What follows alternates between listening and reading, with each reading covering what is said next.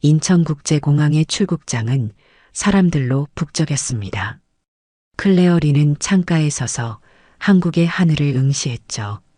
72살의 나이에도 여전히 우아한 그녀의 눈가에는 세월의 흔적이 깊게 패여 있었습니다. 수십 년간 성공한 사업가로 살아왔지만 그녀의 마음 한구석은 항상 비어 있었어요. 자신의 뿌리, 자신이 어디서 왔는지에 대한 궁금증이 평생 그녀를 따라다녔습니다. 이제 그만해야지. 내가 어디서 왔든 아무도 나를 기억하지 않잖아. 클레어는 목에 걸린 반쪽짜리 목걸이를 만지작거렸어요. 유일하게 한국에서 가져온 물건이었죠. 하지만 이것만으로는 자신의 가족을 찾기에 턱없이 부족했습니다. 이번이 10번째 한국 방문이었어요. 모든 기록을 뒤져보고 입양기관을 방문하고 심지어 텔레비전 프로그램에도 출연해봤지만 아무런 소득이 없었습니다. 공항 의자에 앉으며 클레어는 깊은 한숨을 내쉬었어요. 비행기 탑승까지 아직 2시간이 남아 있었죠. 잠시 눈을 감고 과거를 떠올렸습니다. 미국에 도착했을 때 겨우 6살이었던 그녀는 새로운 부모님과 만났어요. 친절하고 사랑스러운 사람들이었지만 항상 무언가 빠진 느낌이었습니다. 자신의 진짜 이름조차 기억나지 않았어요. 단지 클레어라는 이름과 반쪽짜리 목걸이만 가지고 있었죠. 왜 나를 보냈을까? 클레어의 목소리는 공항의 소음 속에 묻혔습니다. 한국 전쟁 후 많은 아이들이 입양되었다는 것은 알고 있었어요. 가난, 사회적 편견, 혹은 생존을 위한 선택이었을 수도 있었죠. 하지만 그 이유를 알 수 없다는 것이 그녀를 괴롭혔습니다. 성공한 사업가로서 그녀는 대부분의 문제를 해결할 수 있었어요. 하지만 이것만큼은 그렇지 않았습니다. 모든 자원과 인맥을 동원해도 자신의 과거는 안개 속에 가려져 있었죠. 마지막 비행기네요. 클레어는 티켓을 바라보며 중얼거렸어요. 이번에도 아무것도 찾지 못했습니다. 아마 이제는 포기해야 할 때가 온 것 같았어요. 72살의 나이에 더 이상 과거를 좇는 것이 의미가 있을까 하는 생각이 들었죠. 그녀는 자신이 만들어 온 인생, 미국에서의 성공적인 삶에 만족해야 했습니다. 하지만 마음 깊은 곳에서는 여전히 갈망이 있었어요. 자신의 뿌리, 자신이 누구인지에 대한 진실을 알고 싶었죠. 그 갈망은 나이가 들수록 더욱 강해졌습니다. 마치 시간이 얼마 남지 않았다는 것을 본능적으로 느끼는 것처럼요.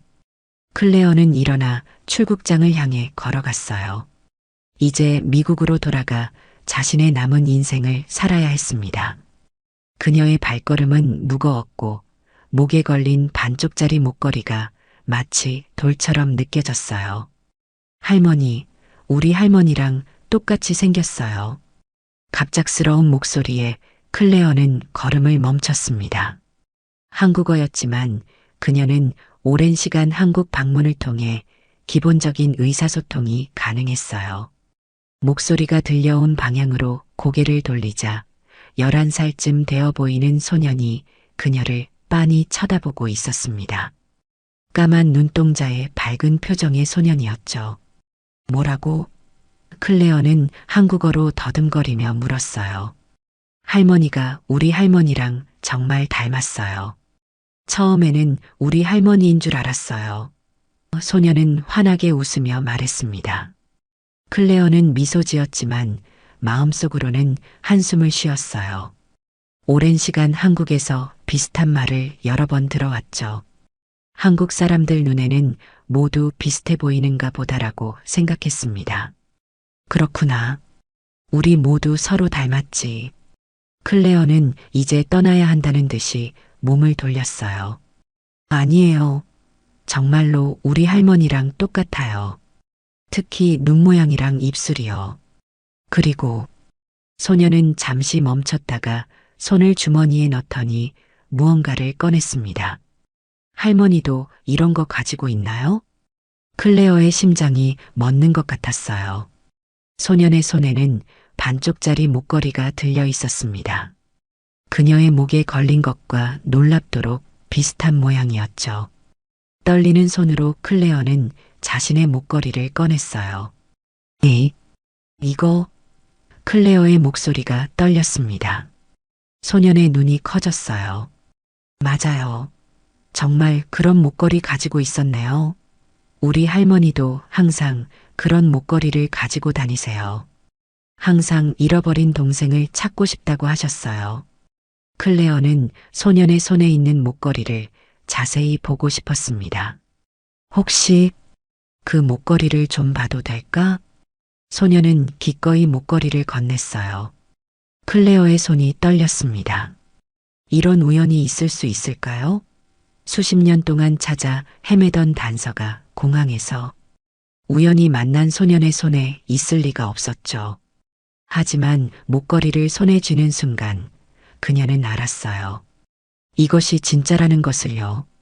클레어가 가진 목걸이와 소년의 목걸이는 마치 퍼즐 조각처럼 맞아 들어갈 것 같았습니다. 오랜 세월이 흘러 변색된 부분까지도 일치했어요. 그녀의 눈에서 눈물이 흘러내렸습니다. 아줌마, 울지 마세요. 소년이 걱정스럽게 말했어요. 제 이름은 지훈이에요. 아주머니 이름은 뭐예요? 클레어야. 그녀는 떨리는 목소리로 대답했습니다. 클레어. 지훈은 이름을 천천히 따라 말했어요. 우리 할머니가 항상 찾던 동생 이름도 비슷한 발음이었어요. 한국 이름은 기억 안 나세요? 클레어는 고개를 저었습니다. 한국 이름이 있었는지도 기억나지 않았어요. 너무 어렸을 때 미국으로 갔기 때문이었죠. 저는 할머니한테 자주 이야기 들었어요. 전쟁 때 동생을 잃어버렸대요. 할머니는 언니였는데 부모님이 동생만 미국으로 보냈대요. 가족이 너무 가난해서 한 명만 보낼 수 있었대요.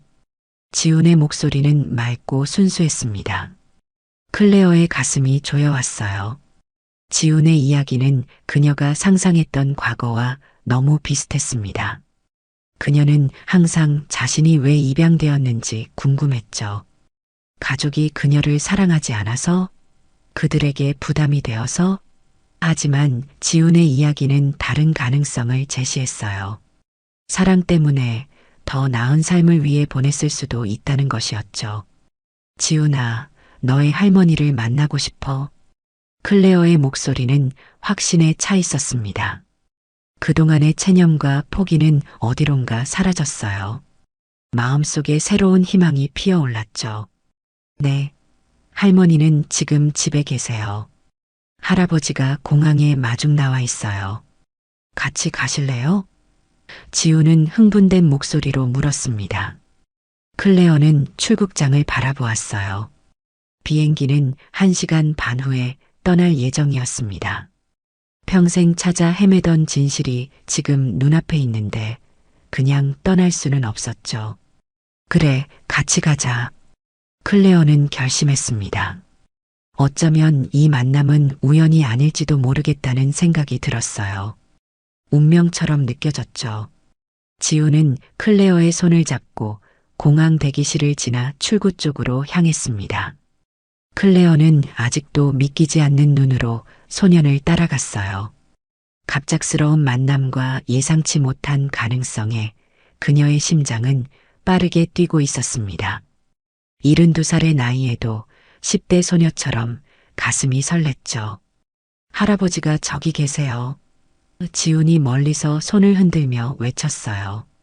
클레어는 시선을 따라가며 80대로 보이는 노인을 발견했습니다. 그는 단정한 모습으로 벤치에 앉아 있었어요. 지훈을 보자 일어나 미소를 지었죠. 그러나 클레어를 보는 순간 그의 표정이 굳어졌습니다. 할아버지, 이분이 내가 말한 아주머니예요. 할머니랑 정말 닮았죠? 지훈이 신이 나서 말했어요.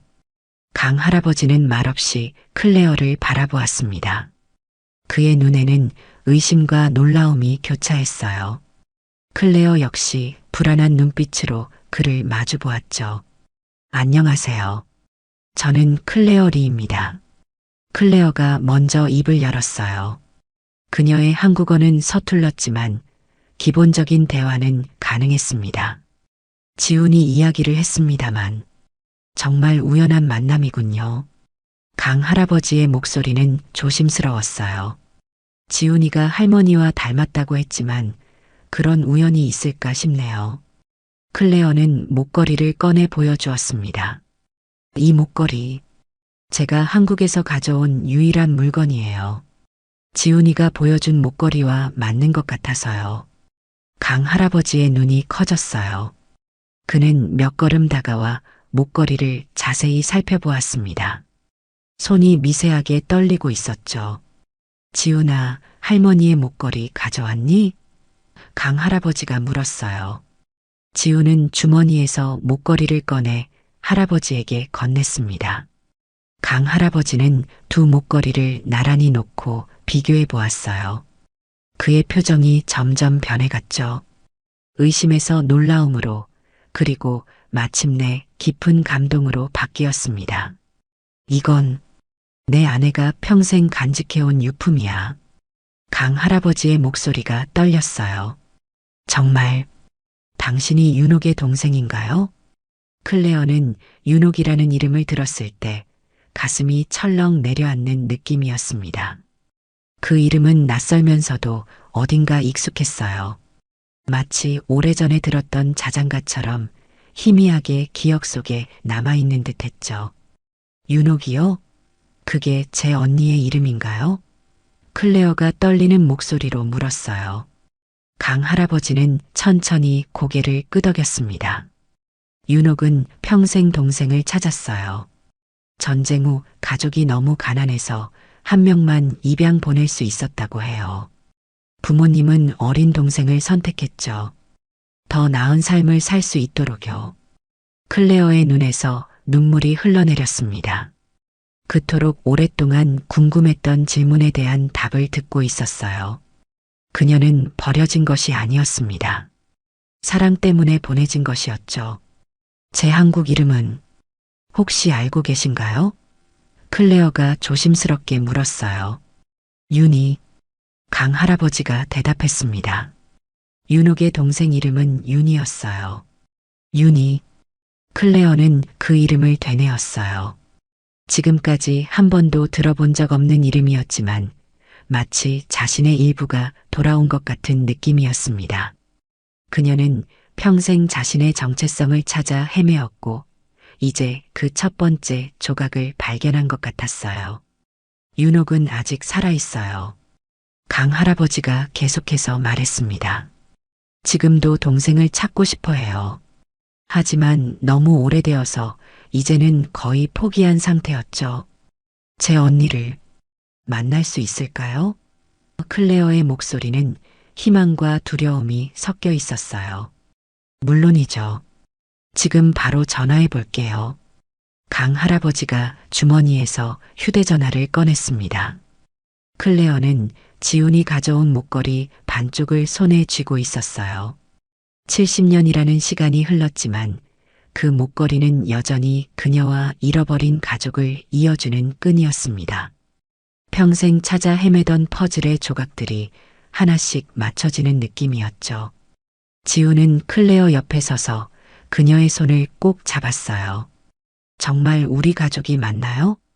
클레어는 소년을 바라보며 미소 지었습니다. 그런 것 같구나. 내가 나를 찾아줬어, 지훈아. 강 할아버지는 휴대전화를 귀에 대고 윤옥과 통화했습니다. 그의 목소리는 감정으로 가득 차 있었어요. 클레어는 옆에서 긴장한 표정으로 듣고 있었죠. 한국어로 진행되는 대화 중 몇 마디만 이해할 수 있었지만 강 할아버지의 표정에서 상황을 짐작할 수 있었습니다. 여보, 지금 인천공항에 있는데 믿기 힘들겠지만 지훈이가 한 여자분을 만났어. 당신의 동생 같아. 전화 너머로 윤옥의 목소리가 들려왔습니다. 클레어는 그 소리를 듣지 못했지만 강 할아버지의 표정이 말해주었어요. 의심과 불신이었죠. 그럴 리가 없어. 그 아이는 이미 오래전에 사라졌어. 윤옥의 말을 강 할아버지가 클레어에게 통역해 주었습니다. 클레어는 목걸이를 꼭 쥐었어요.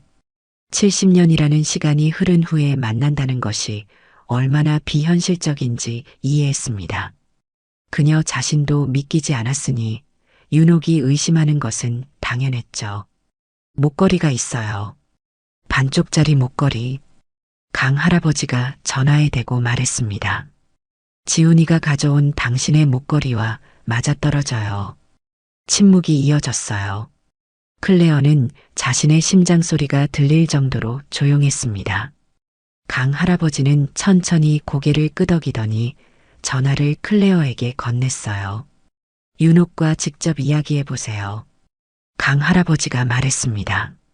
떨리는 손으로 전화를 받아든 클레어는 깊게 숨을 들이마셨어요. 여보세요? 전화 너머로 노년의 여성 목소리가 들려왔습니다. 당신이 정말 내 동생인가요? 클레어는 눈물을 참으며 대답했어요. 저는 클레어 리입니다. 미국에서 입양되었고 방금 알게 되었지만 제 한국 이름은 윤희인 것 같아요. 윤옥의 숨소리가 거칠어졌습니다. 윤희, 우리 윤희? 클레어는 자신의 목에 걸린 목걸이를 만졌어요. 제게는 반쪽짜리 목걸이가 있어요. 유일하게 한국에서 가져온 물건이죠.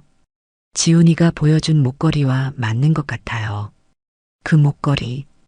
윤옥의 목소리가 떨렸습니다. 어머니가 우리에게 주신 거예요. 동생을 보낼 때 우리가 서로를 잊지 않도록 하나를 반으로 나누었죠. 언젠가 다시 만나면 맞추자고. 클레어의 눈에서 눈물이 흘러내렸어요. 그녀는 평생 동안 그 목걸이의 의미를 몰랐습니다. 그저 한국에서 가져온 유일한 물건이라는 것만 알았을 뿐이었죠. 하지만 그것은 단순한 장신구가 아니었어요. 약속이었습니다. 언젠가 다시 만나리라는 약속이었죠. 만나고 싶어요. 클레어가 말했습니다. 너무 오랜 시간이 지났어요. 어디 계세요? 지금 당장 갈게요. 윤옥의 목소리에는 급박함이 묻어났어요. 강 할아버지가 전화를 다시 받아 상황을 설명했습니다. 그들은 윤옥의 집에서 만나기로 했어요. 클레어는 예정되어 있던 비행기를 놓치게 될 것이지만 그것은 전혀 문제가 되지 않았습니다. 평생 찾아 헤매던 가족을 만날 수 있다면 다른 모든 것은 중요하지 않았죠. 가시죠. 강 할아버지가 클레어를 바라보며 말했어요. 윤옥이 기다리고 있을 거예요. 공항을 나와 택시를 타는 동안 클레어의 마음은 복잡했습니다. 기대와 두려움, 행복과 불안이 뒤섞여 있었어요. 70년이라는 세월이 흘렀습니다. 그녀와 윤옥은 이제 완전히 다른 사람이 되어 있을 테죠. 서로에게 무슨 말을 해야 할지, 어떻게 행동해야 할지 막막했어요. 강 할아버지는 클레어의 불안을 눈치챈 듯 했습니다. 윤옥은 평생 당신을 찾았어요. 매년 입양 기간에 연락해서 소식을 물었죠. 텔레비전 프로그램에도 여러 번 출연했고요. 하지만 아무런 소식이 없었어요.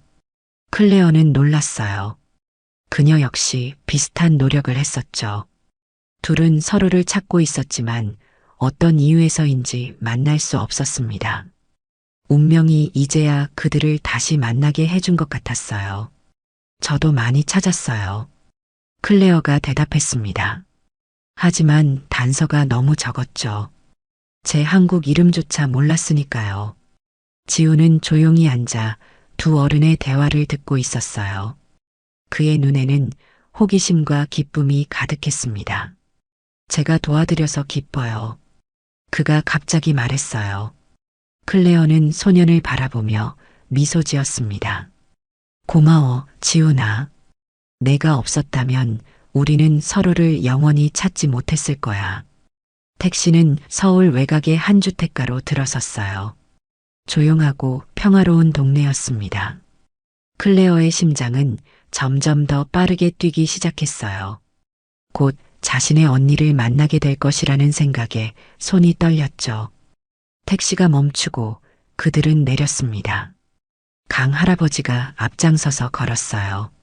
지우는 신이 나서 뛰어갔고 클레어는 천천히 따라갔습니다. 그녀의 발걸음은 무거웠지만 마음은 날아갈 것 같았어요. 현관문이 열리는 소리가 들렸습니다. 클레어는 심장이 목구멍까지 차오르는 것을 느꼈어요.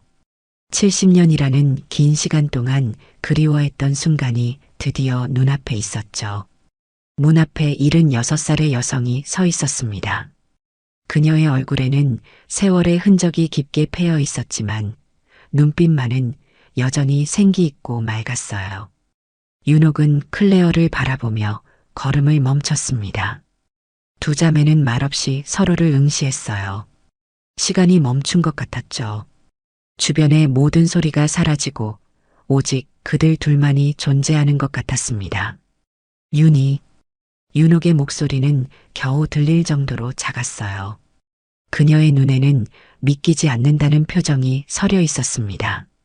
언니, 클레어도 마찬가지로 작은 목소리로 대답했어요. 윤이라는 이름은 아직 낯설었지만 언니라는 호칭은 자연스럽게 흘러나왔습니다. 윤옥은 천천히 클레어에게 다가왔어요. 그녀의 손이 떨리고 있었죠. 조심스럽게 클레어의 얼굴을 만졌습니다. 마치 꿈이 아닌지 확인하려는 듯 했어요. 정말 너구나. 윤옥의 목소리가 떨렸습니다. 우리 윤이. 클레어는 목걸이를 꺼냈어요. 윤옥도 자신의 목걸이를 꺼냈습니다. 두 사람은 떨리는 손으로 목걸이를 맞춰보았어요. 70년이라는 세월이 흘렀지만 두 조각은 완벽하게 맞아떨어졌습니다. 마치 어제 하나였던 것처럼요. 내 동생, 정말 내 동생이 맞구나. 윤옥은 더 이상 감정을 억누르지 못하고 눈물을 터뜨렸어요. 클레어도 그녀의 눈에서 눈물이 흘러내렸습니다. 언니, 나 너무 늦었어. 클레어가 떨리는 목소리로 말했어요. 윤옥은 고개를 저었습니다. 늦지 않았어. 우리가 다시 만났잖아. 두 사람은 서로를 꼭 껴안았어요. 70년 동안 기다렸던 포옹이었습니다. 그들의 눈물이 섞이고 목걸이가 하나로 합쳐졌죠. 주변에 있던 강 할아버지와 지훈도 감동의 눈물을 참지 못했습니다. 들어와요, 윤이. 윤옥이 클레어의 손을 잡고 집 안으로 안내했어요. 이제 당신의 집이에요. 집 안은 아늑하고 따뜻했습니다. 벽에는 오래된 사진들이 걸려 있었어요. 윤옥은 클레어를 소파에 앉히고 그녀의 손을 꼭 잡았습니다. 마치 놓아버리면 다시 사라질 것 같은 두려움이 있었죠. 어떻게 지냈어? 윤옥이 물었어요. 미국에서의 삶은 어땠니? 클레어는 자신의 인생을 간략히 설명했습니다. 미국에서의 입양 생활, 사업에서의 성공, 그리고 항상 마음 한구석을 채우지 못했던 공허함에 대해서요. 윤옥은 고개를 끄덕이며 듣고 있었어요. 그녀의 눈에는 이해와 슬픔이 교차했습니다. 부모님은 어떻게 되셨어? 클레어가 조심스럽게 물었어요. 윤옥의 표정이 어두워졌습니다. 아버지는 전쟁 직후에 돌아가셨어. 어머니는 20년 전에 돌아가셨지. 마지막까지 너를 찾고 싶어 하셨어. 클레어의 눈에서 다시 눈물이 흘러내렸어요. 평생 가족을 그리워했지만 부모님의 얼굴조차 기억나지 않았습니다. 이제 그들을 영원히 만날 수 없다는 사실이 그녀를 아프게 했어요. 어머니는 항상 내가 행복하길 바라셨어. 윤옥이 클레어의 손을 꼭 잡으며 말했습니다. 내가 더 나은 삶을 살기를 바라셨지. 그것이 유일한 위안이었어. 강 할아버지가 조용히 차를 내왔어요. 그는 윤옥의 옆에 앉아 그녀의 어깨를 감싸 안았습니다. 이제야 내 아내의 한이 풀리겠구나. 윤옥은 고개를 끄덕였어요. 평생 기다렸어. 매일 밤 꿈에서 내가 돌아오는 모습을 봤지. 클레어는 윤옥의 삶에 대해 더 알고 싶었습니다. 그녀는 어떻게 살아왔는지, 무슨 일을 했는지, 어떤 어려움을 겪었는지요. 윤옥은 차분하게 자신의 이야기를 들려주었어요. 전쟁 후의 어려운 시절, 강 할아버지와의 만남, 두 아들의 출산과 성장, 그리고 항상 마음 한구석에 있었던 동생에 대한 그리움이었죠. 매년 내 생일에는 내가 좋아했던 떡을 만들었어. 윤옥이 말했습니다. 내가 돌아와서 함께 먹기를 바라면서. 클레어는 자신이 떡을 좋아했다는 사실조차 몰랐어요. 그녀의 과거, 그녀의 기억은 모두 사라졌지만 윤옥은 그것을 모두 간직하고 있었습니다. 마치 그녀의 일부가 윤옥 안에 살아있는 것 같았죠. 우리 아들들도 곧 올 거야. 윤옥이 말했어요. 그들도 이모를 만나고 싶어 할 거야. 클레어는 갑자기 자신이 더 큰 가족의 일부가 되었다는 것을 실감했습니다. 조카들, 그리고 지훈 같은 조카의 아이들까지.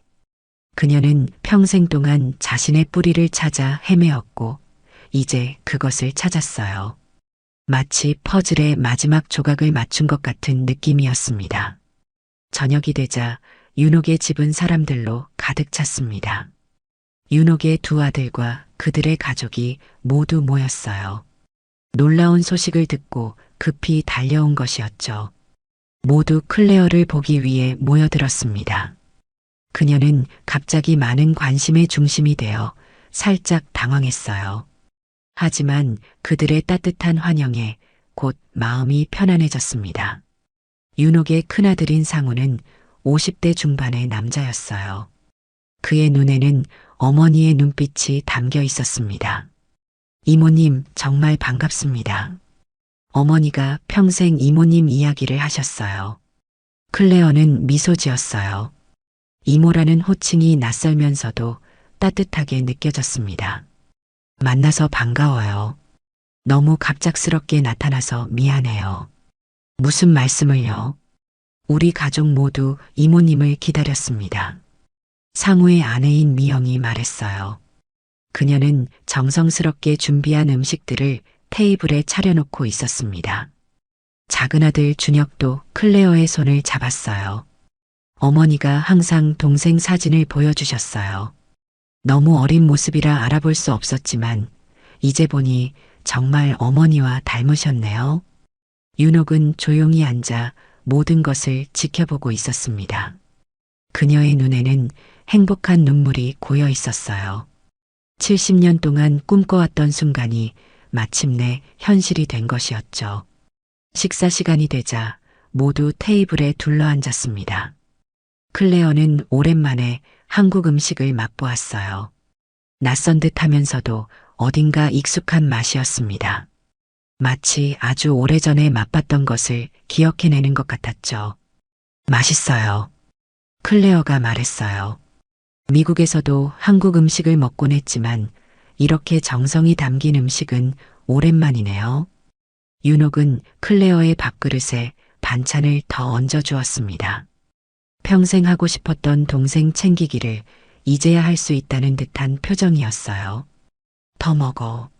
많이 먹어야 해. 식사 후 윤옥은 오래된 앨범을 꺼냈습니다. 그 안에는 흑백 사진들이 고이 보관되어 있었어요. 윤옥은 조심스럽게 페이지를 넘기며 클레어에게 사진들을 보여주었습니다. 이건 우리 부모님이야. 윤옥이 오래된 사진을 가리켰어요. 사진 속에는 젊은 부부가 두 어린 소녀와 함께 있었습니다. 이게 너고 이건 나야. 클레어는 떨리는 손으로 사진을 받아들었어요. 사진 속의 어린 소녀는 그녀였습니다. 너무 어려서 기억조차 나지 않는 모습이었죠. 그리고 그 옆에 있는 부모님은 전혀 기억나지 않는 얼굴이었어요. 클레어의 눈에서 눈물이 흘러내렸습니다. 기억이 나지 않아. 클레어가 떨리는 목소리로 말했어요. 너무 어렸나 봐. 윤옥은 클레어의 손을 잡았습니다. 괜찮아. 중요한 건 우리가 지금 여기 함께 있다는 거야. 클레어와 윤옥은 서서히 다가가며 목걸이를 다시 맞춰보았어요. 퍼즐처럼 딱 맞아 떨어졌습니다. 그 순간 윤옥은 참았던 감정을 터뜨렸어요. 내 동생. 정말 내 동생이 맞구나. 윤옥의 목소리가 떨렸습니다. 클레어도 울음을 참지 못했어요. 언니, 나 너무 늦었어. 하지만 윤옥은 고개를 저었습니다. 늦지 않았어. 우리가 다시 만났잖아. 그들의 포옹은 70년의 시간을 뛰어넘는 것이었어요. 주변에 있던 가족들도 감동의 눈물을 흘렸습니다. 지우는 자랑스러운 표정으로 두 할머니를 바라보고 있었어요. 할머니, 제가 잘했죠? 지훈이 윤옥에게 물었습니다. 윤옥은 지훈을 꼭 안아주었어요. 우리 지훈이가 천사였어. 내가 없었다면 이런 기적은 없었을 거야. 가족들은 늦은 밤까지 이야기를 나누었습니다. 클레어는 미국에서의 삶, 사업에서의 성공, 그리고 항상 마음 한구석에 있었던 고향에 대한 그리움을 이야기했어요. 윤옥은 한국에서의 어려운 시절, 가족을 꾸리고 살아온 이야기, 그리고 동생을 찾기 위한 끊임없는 노력에 대해 이야기했습니다. 밤이 깊어가면서 가족들은 하나둘 자리를 떠났어요. 마지막에는 클레어와 윤옥만이 남았습니다. 두 자매는 소파에 나란히 앉아 있었어요. 그들 사이에는 말로 표현할 수 없는 깊은 유대감이 흐르고 있었습니다. 내일 미국으로 돌아가야 해? 윤옥이 조심스럽게 물었어요. 클레어는 잠시 생각에 잠겼습니다. 그녀의 비행기는 이미 떠났고 급히 새로운 티켓을 예약해야 했죠. 하지만 갑자기 그녀의 마음에 새로운 생각이 떠올랐어요. 아니, 언니. 클레어가 결심한 듯 말했습니다. 당분간은 한국에 머물고 싶어요. 70년 동안 놓친 시간을 조금이라도 함께 보내고 싶어요. 윤옥의 얼굴에 환한 미소가 피어올랐어요. 그녀는 동생의 손을 꼭 잡았습니다. 정말? 그렇게 해줄 수 있어? 클레어는 고개를 끄덕였어요. 물론이죠. 내 인생에서 가장 중요한 것은 바로 지금 여기에요. 미국에서의 사업은 이미 충분히 안정적이고 제 자리를 대신할 사람들도 많아요. 잠시 한국에 머물며 당신과 가족들과 시간을 보내는 것이 더 소중하죠. 윤옥은 감격에 겨워 말을 잇지 못했어요. 그녀는 그저 동생을 바라보며 미소 지었습니다. 마침내 천천히 입을 열었죠. 내 방은 항상 내 방도 함께였어. 내가 돌아올 날을 기다리며 내 물건들도 간직해뒀단다. 정말요? 클레어는 놀라움을 감추지 못했습니다. 윤옥은 클레어를 방으로 안내했어요. 작은 방이었지만 아늑하고 따뜻했습니다. 방 한쪽에는 오래된 인형 하나와 작은 상자가 놓여 있었어요. 이건 내가 가장 아끼던 인형이야. 윤옥이 인형을 집어들었습니다. 미국으로 떠날 때 너무 울어서 부모님이 이걸 남겨두게 했어. 언젠가 돌아오면 다시 줄 수 있도록. 클레어는 천천히 인형을 받아들었어요. 희미한 기억이 스쳐 지나갔습니다. 어린 시절 이 인형을 안고 잠들던 기억이었죠. 그녀의 눈에서 다시 눈물이 흘러내렸어요. 그리고 이 상자에는 내가 좋아했던 것들이 있어. 윤옥이 작은 나무 상자를 열었습니다. 그 안에는 어린아이의 그림들, 조그마한 머리핀, 그리고 몇 가지 장난감이 고이 보관되어 있었어요. 클레어는 상자 속 물건들을 하나씩 만져보았습니다. 이것들은 모두 그녀의 것이었지만 기억나지 않는 물건들이었어요. 마치 다른 사람의 인생을 들여다보는 것 같았죠. 전부 기억나지 않아요. 클레어가 슬픈 목소리로 말했습니다. 너무 어렸나 봐요. 윤옥은 이해한다는 듯 고개를 끄덕였어요. 괜찮아. 내가 내 기억을 도와줄게. 내가 어떤 아이였는지, 무엇을 좋아했는지, 어떻게 웃었는지 전부 이야기해 줄 수 있어. 다음 날 아침 클레어는 미국 회사에 전화를 걸어 당분간 한국에 머물 것이라고 알렸습니다. 이사회에는 약간의 혼란이 있었지만 그녀의 결정을 존중했어요. 클레어는 호텔에서 짐을 가져와 윤옥의 집에 짐을 풀었습니다. 그날부터 클레어와 윤옥의 새로운 일상이 시작되었어요. 두 자매는 아침마다 함께 공원을 산책했습니다.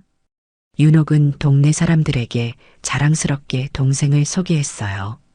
이분이 내 동생이에요. 70년 만에 다시 만났어요. 사람들은 놀라워하며 축하해 주었습니다. 그들의 이야기는 동네에서 작은 기적으로 여겨졌어요. 간혹 지역 신문 기자가 찾아와 그들의 이야기를 듣기도 했습니다. 윤옥은 클레어에게 한국 요리를 가르쳤어요. 70대의 나이에 처음으로 김치를 담그는 법을 배우는 클레어의 모습은 어색하면서도 자연스러웠습니다. 마치 오래전부터 해왔던 일을 다시 시작하는 것 같았죠. 내가 어렸을 때도 요리하는 걸 좋아했어. 윤옥이 말했어요. 항상 엄마 곁에서 도와주려고 했지. 클레어는 미소 지었습니다. 그랬군요. 미국에서도 요리하는 걸 좋아했어요.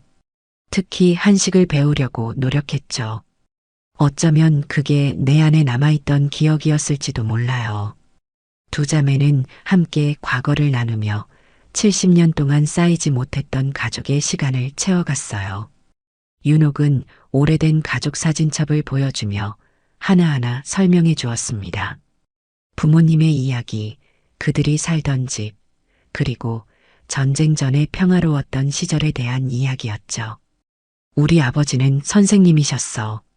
윤옥이 흑백 사진 속 남자를 가리키며 말했어요. 매우 온화하고 지혜로운 분이셨지. 전쟁이 끝나고 너무 많이 힘들어 하시다가 돌아가셨어. 클레어는 사진 속 아버지의 얼굴을 자세히 바라보았습니다.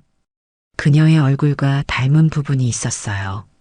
특히 눈의 모양이 그녀를 닮았죠. 어머니는 강인한 분이셨어. 윤옥이 계속해서 말했습니다.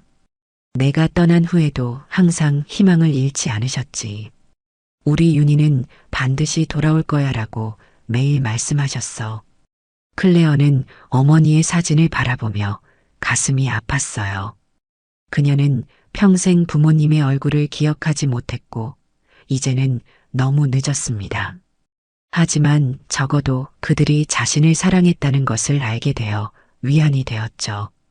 매일 저녁 윤옥의 아들들과 그들의 가족이 방문했습니다. 클레어는 조카들과 친해지기 시작했어요. 특히 지훈과는 특별한 유대감이 형성되었습니다. 그가 아니었다면 이 모든 기적이 일어나지 않았을 테니까요. 이모, 미국은 어때요? 지훈이 호기심 가득한 눈으로 물었어요. 클레어는 미국에서의 삶, 큰 도시들, 그리고 다양한 문화에 대해 이야기해 주었습니다. 지훈은 눈을 반짝이며 들었어요. 클레어는 문득 자신이 가진 것들을 나눌 수 있다는 생각에 기뻤습니다. 새로 찾은 가족에게 무언가 줄 수 있다는 것이 감사했죠. 한 달이 지났습니다. 클레어는 윤옥의 집에서 편안하게 지내고 있었어요. 미국에서의 삶은 마치 다른 세계의 이야기처럼 느껴졌습니다. 그녀는 매일 아침 윤옥과 함께 차를 마시며 이야기를 나누었고 동네 시장에 가서 장을 보고 한국 드라마를 함께 보며 웃고 울었어요. 어느 날 아침 클레어는 자신의 노트북을 펼쳐 이메일을 확인했습니다. 미국 회사에서 보낸 메시지들이 쌓여 있었어요. 중요한 결정들이 필요했고 그녀의 복귀를 기다리고 있었습니다. 클레어는 깊은 한숨을 내쉬었어요. 윤옥이 차 한 잔을 들고 다가왔습니다. 무슨 생각을 그렇게 해? 클레어는 미소 지었어요. 미국에 있는 회사 일이에요. 조만간 결정을 내려야 할 것 같아요. 윤옥의 표정이 흐려졌습니다. 돌아가야 하는 거니? 클레어는 잠시 생각에 잠겼어요. 윤옥과 함께 보낸 한 달은 그녀 인생에서 가장 행복한 시간 중 하나였습니다. 오랜 시간 동안 그녀의 마음속에 있던 공허함이 채워지는 느낌이었죠. 하지만 그녀에게는 미국에서의 삶, 책임, 그리고 경영하는 회사가 있었습니다. 언니, 나 결정했어요. 클레어가 조용히 말했어요. 윤옥은 긴장한 표정으로 동생을 바라보았습니다. 그녀는 이미 이별을 준비하고 있는 듯 했어요.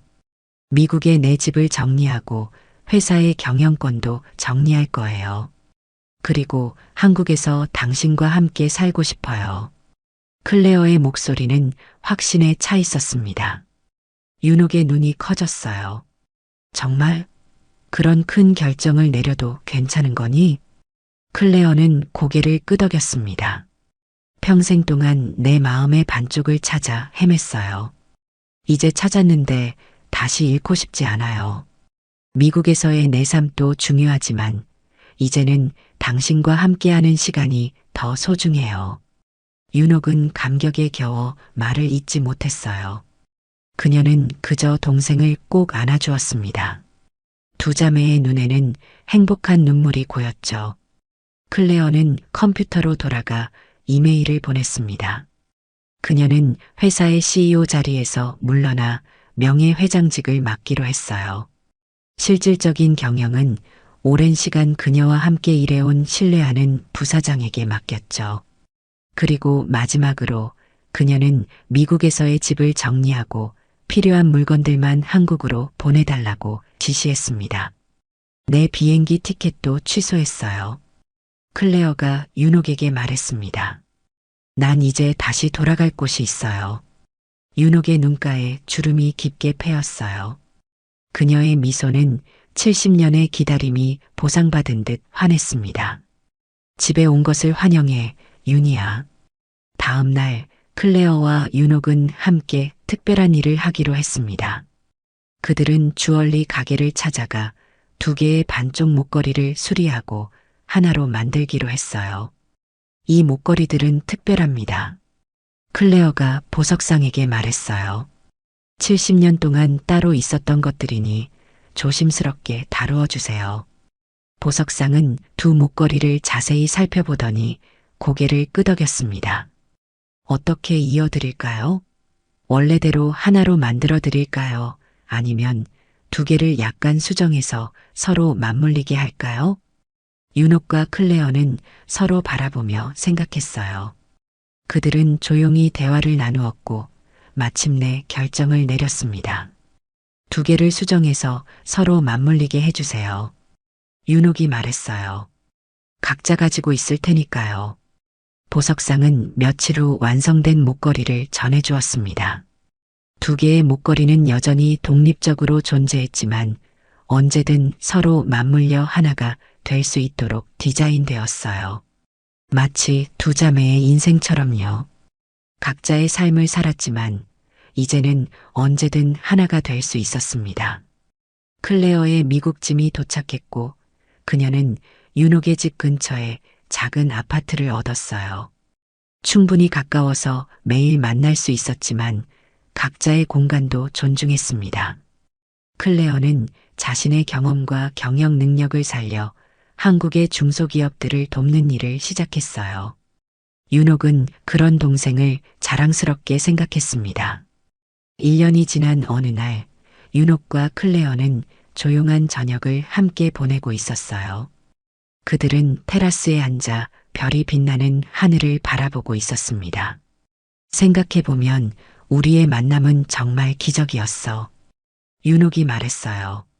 지훈이가 그날 공항에 있지 않았다면 우리는 서로를 영원히 찾지 못했을 거야. 클레어는 고개를 끄덕였습니다.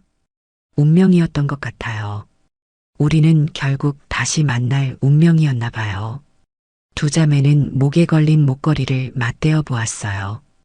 두 조각이 완벽하게 맞물려 하나가 되었습니다. 마치 그들의 인생처럼요. 70년이라는 긴 시간 동안 떨어져 있었지만 결국 그들은 서로를 찾았습니다. 그리고 이제는 함께였어요. 가족은 결국 다시 만나게 되는 것 같아. 윤옥이 동생의 손을 꼭 잡으며 말했습니다. 클레어는 미소 지었어요. 70년이 지나도 사랑은 변하지 않는다는 걸 알게 됐어요. 윤옥과 클레어는 서로를 바라보며 환하게 웃었습니다. 그들의 눈에는 행복한 눈물이 고여 있었어요. 잃어버렸던 시간은 돌아오지 않지만 앞으로의 시간은 그들의 것이었습니다. 그리고 그것은 충분했어요. 완전한 목걸이처럼 그들의 인생도 마침내 완전해졌습니다. 반쪽짜리 인생을 살아왔지만 이제 그들은 온전한 삶을 살 수 있었어요. 잃어버렸던 가족을 찾아 마침내 집에 돌아온 것입니다. 마지막 장면에서 윤옥과 클레어는 목걸이를 함께 맞춰서 하나로 만들고 손을 꼭 잡았습니다. 그들의 미소 속에는 70년의 그리움과 기다림이 녹아 있었어요. 그리고 이제는 새로운 시작의 희망도 담겨 있었습니다. 우린 결국 다시 만날 운명이었어. 윤옥이 속삭였어요. 클레어는 고개를 끄덕이며 대답했습니다. 그리고 이제 우리는 영원히 함께할 거예요, 언니. 가족의 사랑은 시간과 거리를 초월하는 것이었습니다. 반쪽짜리 목걸이가 마침내 하나가 된 것처럼 잃어버린 가족도 결국 서로를 찾아 하나가 되었습니다. 그것이 바로 이 이야기가 전하는 가장 소중한 메시지였습니다.